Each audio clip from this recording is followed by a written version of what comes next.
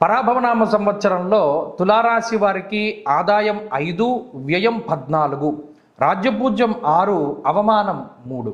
ఈ పరాభవనామ సంవత్సరం ముందు తులారాశి వారిలో ప్రత్యేకించి చూస్తే జూన్ 2వ తారీఖు వరకు గురుడు 9వ స్థానమందు రజతమూర్తిగా సంచరిస్తారు.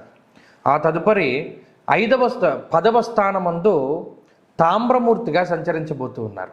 అలాగే శనేశ్వరుడు ఈ సంవత్సరం మొత్తము కూడా 6వ స్థానమందు సువర్ణమూర్తిగా సంచరిస్తారు. రాహుకేతువులు ఈ సంవత్సరంలో 5, 11వ స్థానాలలో అంటే డిసెంబర్ 8వ తారీఖు వరకు 5, 11వ స్థానాల్లో రజతమూర్తులు, ఆ తదుపరి అనగా డిసెంబర్ 8వ తారీఖు దాటిన తర్వాత 4, 10 స్థానాల్లో రాహుకేతువులు రజతమూర్తులుగా సంచారం చేయబోతున్నారు. ఇక్కడ ఒక విషయాన్ని మనం గమనిస్తే ఈ సంవత్సరంలో గురుని యొక్క బలం తగ్గుతూ ఉన్నది. జూన్ 2వ తారీఖు వరకు 9లో గురుడు ఉంటారు, గురుబలం ఉంటుంది. జూన్ 2 దగ్గర నుండి అక్టోబర్ 30వ తారీఖు వరకు దశమంలో గురుడు ఉంటారు, గురుబలం తగ్గుతుంది. మరలా అక్టోబర్ 30వ తారీఖు దగ్గర నుండి లాభస్థానంలోకి గురుడు వెళ్ళడం ద్వారా మళ్ళీ ఈ రాశివారు గురుబలాన్ని పొందుతారు. మళ్ళీ ఏమవుతుంది, కొంతకాలం నెల 2 నెలలు పోయాక గురుడు మళ్ళీ దశమంలోకి వెళ్ళిపోయి అక్కడే ఉండిపోతారు. కాబట్టి ఇక్కడ గురుని అతిచార వక్రాల వల్ల ఒక 2-3 నెలల పాటు సంవత్సరం మధ్యలోనూ అలాగే సంవత్సర ప్రారంభంలో 2-3 నెలల్లోనూ అంటే ఒక అర్ధ సంవత్సరం పాటు తులారాశి వారికి గురుబలం ఉంటుంది. ఇది ఒక విషయం. అయితే శని మాత్రం సంవత్సరం పొడవునా కూడా సువర్ణమూర్తిగా యోగిస్తూ ఉన్నారు. ఇక్కడ మనం మూర్తిత్వాలు ఎందుకు చెప్పుకుంటాము అంటే ఒక గ్రహం తాలూకు బలాన్ని మనం తెలుసుకోవడానికి మూర్తిత్వాలను ఉపయోగిస్తాము. ఇప్పుడు ఈ సంవత్సరం మొత్తంలోనూ తులారాశి వారికి యోగించేటువంటి గ్రహం ఎవరయ్యా అంటే శనేశ్వరుడు. షష్ఠ స్థానమందు శనేశ్వరుడు ఉండడం అది చాలా యోగ్యమైనటువంటి స్థితి. ధనధాన్యాభివృద్ధించ స్త్రీపుత్ర సుఖవర్ధనం అన్నారు. అంటే 6వ స్థానంలో ఉండేటువంటి గురువు 6వ స్థానంలో ఉండేటువంటి శనేశ్వరుడు యోగాన్ని ఇస్తారు. ఏ విధంగానూ అది శత్రుస్థానము, రోగస్థానము, రుణస్థానము కాబట్టి ఆ శత్రు, రోగ, రుణస్థానాల వల్ల కలిగేటువంటి బాధని ఆయన తీసేస్తాడు.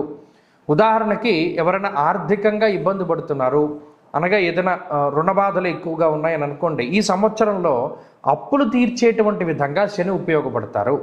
అలాగే కొంతమంది ఏం చేస్తారు, బంగారం తాకట్టు పెట్టో, ఇంటి పత్రాలు తాకట్టు పెట్టో, మరే తంత్ర వస్తువులను తాకట్టు పెట్టి అర్జెంటుగా డబ్బు తీసుకుని కొంచెం దాన్ని వాడుకుంటూ ఉండేటువంటి తరుణంలో మరలా దాన్ని తిరిగి చెల్లించడానికి చాలామందికి కుదరదు.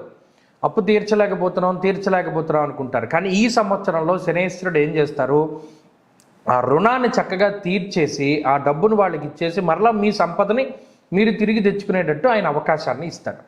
తర్వాత ఇంకో విషయము, ఆరోగ్యాన్ని ప్రసాదిస్తాడు.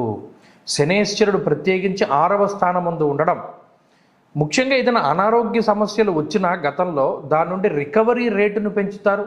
లేదు అనారోగ్యాల బారిన పడకుండా ముఖ్యంగా నరాలకి సంబంధించిన సమస్యలు, లేదు వాతం చేయడం వల్ల అంటే ప్యారలైజ్ అయిపోతూ ఉంటుంది శరీరము, ఆ వాతానికి సంబంధించినటువంటి సమస్యలు, వాటి నుండి రికవరీ అయ్యేటువంటి రేటుకి శని కారకుడు. కాబట్టి ఆ శరీర ఆరోగ్యాన్ని ఇస్తారు, రుణబాధలను తగ్గించి వేస్తారు, శత్రువుల పైన విజయాన్ని సాధించేలా చేస్తారు. ఇవి శనేశ్వరుడు వల్ల కలిగేటువంటి యోగ్యమైన ఫలితాలు. ఇక్కడ ఇంకో విషయం ఏంటి అంటే పంచమంలో ఉండేటువంటి రాహు అంత ఉపయోగకారి కాదు, అలానే అంత అపకారం చేసే గ్రహం కూడా కాదు, మధ్యస్థమైనటువంటి గ్రహం. కానీ డిసెంబర్ దగ్గర నుండి డిసెంబర్ 8వ తారీఖు నుండి అర్ధాష్టమ రాహువుగా ఆయన ఫలితాన్ని ఇస్తారు. అర్ధాష్టమ రాహు ఏం చేస్తారు, కుటుంబపరమైనటువంటి విషయాలపైన ప్రభావాన్ని చూపిస్తారు. ముఖ్యంగా కార్యవిఘ్నం ప్రవాసంచ అన్నారు. అంటే ఏదైనా ఒక మనం తలపెట్టినటువంటి దానిలో ఏదైనా ఆటంకాలు రావడానికో, లేదు స్థానం మార్పు చెందడానికో, కొంతమంది ఉంటారు ఉద్యోగపరంగా, వ్యాపార పరంగా కుటుంబాన్ని వదిలిపెట్టి వేరే ప్రాంతానికి వెళ్ళవలసి వస్తుంది.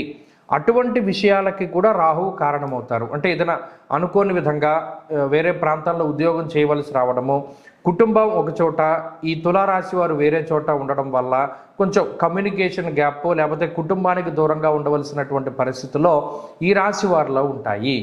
అలాగే ధాన్యనాశ, ధనచ్ఛేదం, వృధా సంచరణం భయం, కొన్ని సందర్భాల్లో వృధాగా కూడా ప్రయాణించవలసి వస్తుంది. ఇక్కడ గమనించండి, అటు గురుడు వల్ల కానీ రాహు వల్ల కానీ ప్రయాణము అనేటువంటిది ప్రధానంగా చెప్పాడు.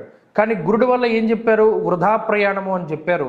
రాహు వల్ల కార్య విఘ్న అని చెప్పారు. కాబట్టి ఇక్కడ తులారాశి వారు గుర్తుపెట్టుకోవాల్సింది ఏంటి అంటే, ఏదైనా ఒక ముఖ్యమైనటువంటి పని మీద సుదూర ప్రాంతాలకి ప్రయాణించేటువంటి వారు 1-2 సార్లు మనం ఏ పని కోసం వెళుతున్నాం, ఆ పనికి సంబంధించినటువంటి మన దగ్గర ఉన్నాయా లేదా, ఏదో ఒక డాక్యుమెంట్ పని మీద వెళ్తారు, అది ఇంటి దగ్గరే మర్చిపోయి వెళ్ళిపోతారు.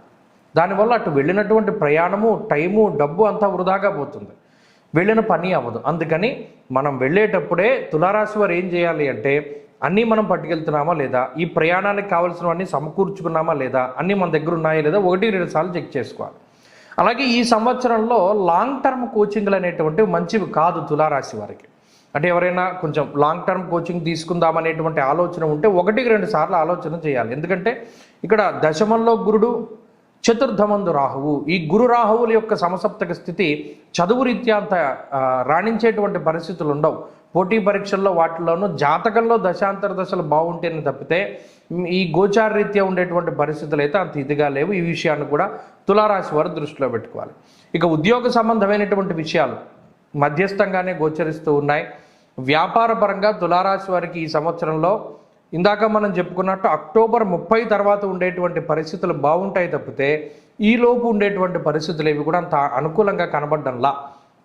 ఇంకొక ముఖ్యమైనటువంటి విషయం ఏంటి అంటే, లాభస్థానంలోకి గురుడు వచ్చిన తర్వాతే, అంటే అక్టోబర్ నెల 30వ తారీఖు దాటిన తర్వాతనే ఏదైనా ప్రమోషన్లు కానీ, లేదా ఏదైనా ఇంట్లో శుభకార్యక్రమాలు కానీ, లేకపోతే ఏదైనా వంశాభివృద్ధి, సంతానము, లేదా ఏదైనా వాహనము కొనుగోలు చేయడం, ఇవన్నీ కూడా అటే కనబడుతూ ఉన్నాయి. కాబట్టి ఈ విషయాలన్నీ కూడా తులారాశి వారు దృష్టిలో పెట్టుకోవాలి.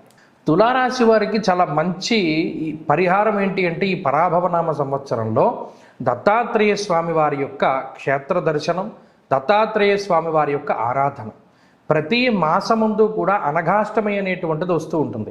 ఆ అనఘాష్టమి వ్రతం ఆచరిస్తూ ఉండడము, లేదా పౌర్ణమి మొదలుకొని సప్తమి వరకు సప్తాహం గురుచరిత్ర, శ్రీపాద శ్రీవల్లభ చరితామృతం కానీ, దత్తాత్రేయ స్వామి వారి యొక్క చరిత్ర కానీ పారాయణం చేసి అష్టమి రోజున దత్తక్షేత్ర దర్శనం చేయడం ద్వారా ఈ సంవత్సరంలో ఏ నెలలో వచ్చినటువంటి ఆటంకాన్నైనా చాలా గొప్పగా దాటగలుగుతారు. ఆ గురుబలం చాలా ముఖ్యం. స్మరణ మాత్ర సంతుష్టాయ అన్న శాస్త్రం. అంటే ఆయన స్మరిస్తేనే దత్తుడు మనకి ప్రీతిపాత్రుడు అవుతాడు. చక్కగా ఆయనకి మనం ఇష్టలమవుతాం, మనకి ఆయన ఇష్టడు అవుతాడు. కాబట్టి దత్తారాధన చాలా మంచిది. ఈ సంవత్సరం మొత్తం మీద గురుబలాన్ని పెంచుకోవడానికే ఈ రాశి వారు ప్రయత్నం చేయాలి.